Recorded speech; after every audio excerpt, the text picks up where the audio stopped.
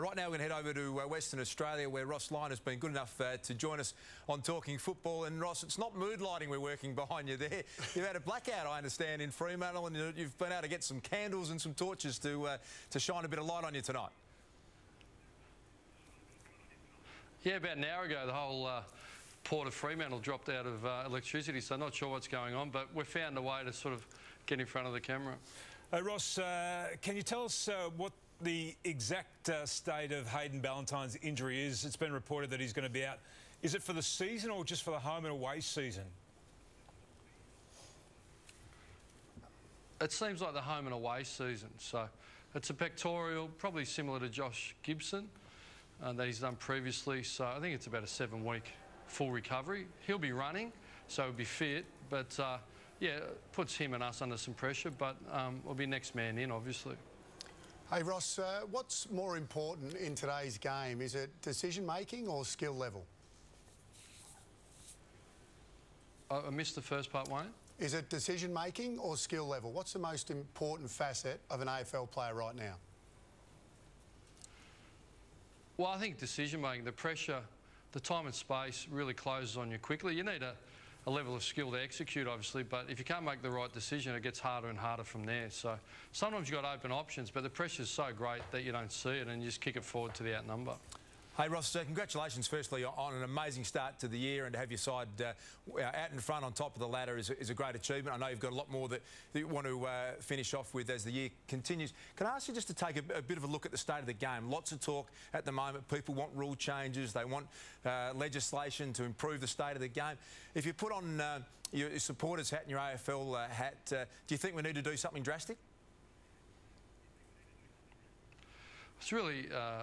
there's no short answer or easy answer to it. Obviously, you watched that showdown. It was high scoring. It was pretty exciting. And you watch some other games that are congested. So my view, and we've been liaising with the umpires department, obviously, we just think the basics can be taken care of. So any severe holding around stoppages, the impeding, the ability to get it out, and probably even further than that, at a lot of forward 50 stoppages, most defenders already got one arm draped around their opponent, and they grab the ball, the other one just clamps around them. So I think we can take care of some basics and some simple modifications. I even spoke to Wayne Campbell last week that the guarding of the mark interpretation has just changed a bit, where that double guarding the mark and people coming from behind, well, we felt it was umpired out in the previous cup prior to the last 2 years, and it's really holding up the play a little bit as well. So we're all got some concerns, but then the game just throws up some great games and we're all happy. And so, look, there's no simple solution.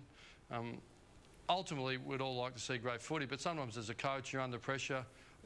You're getting sieved at stoppages and you roll up more numbers around just to hang on for a little while and then try and open it up. So, yeah, but it's worthwhile, obviously, everyone having a look at it.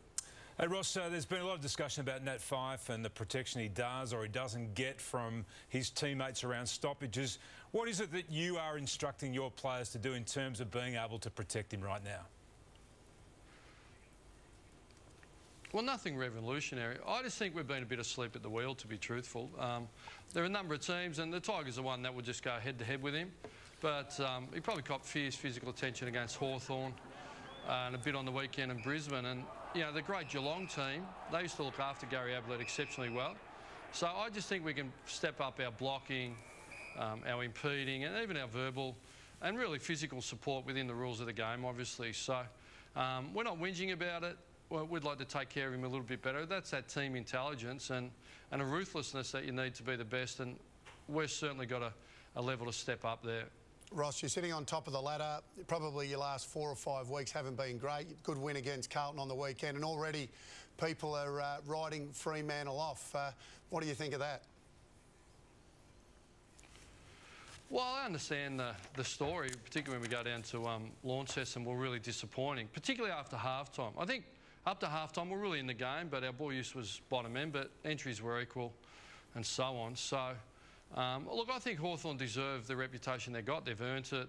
They've smacked Sydney last week, us the week before, so they're clear premiership favourites. We've certainly come off a bit. We're not denying that, but we felt our ball use took a step forward on the weekend, and it's really been our defence. We've just been a bit sloppy centre forward, so we think we can tighten that up. We're still in pretty good shape, but again, talk's cheap. We've got a really tough opponent on the weekend. They'll they won't have any fears of us coming over. But likewise, we're looking forward to their challenge. We know it's going to be tough, but you can't sneak your way. You know that. If you want to be a great team, you've got to do what Hawthorn's done, go and be a good team. So that's the challenge that is in front of us this week and for the next 6 weeks after that. And Ross, Carlton have been sniffing around one of your assistants over there, Simon Lloyd. Is he ready to step up and coach AFL ranks? Yeah, I get that question asked a lot, not only about Simon, but who can... Look, anyone can do the job. It's how well you do it is probably the question. And you're never going to be totally ready. You've got to get into the job. I know, really, I probably flailed a little bit early, particularly on the leadership side and management. So, but if you're nimble enough and you move quick enough and you have good support around you, I was fortunate Stephen Silvani and Tony Alshaw really helped me through. So, yeah, I think he is. Nothing would make me happier than Simon got an opportunity. He's one of the most authentic people I've met in football. He's got a great intellect, work ethic and values. So, but ultimately it's for the Carlton Football Club to decide. All we can do is support and grow him and give him opportunity at Fremantle. Ross, we think you're a star. You do the job incredibly well, as your record has shown over a long period of time. And thanks especially tonight, the blackout. You pushed through and you found a way, as you always do. And we thank you again for your time. Good luck for the rest of the year.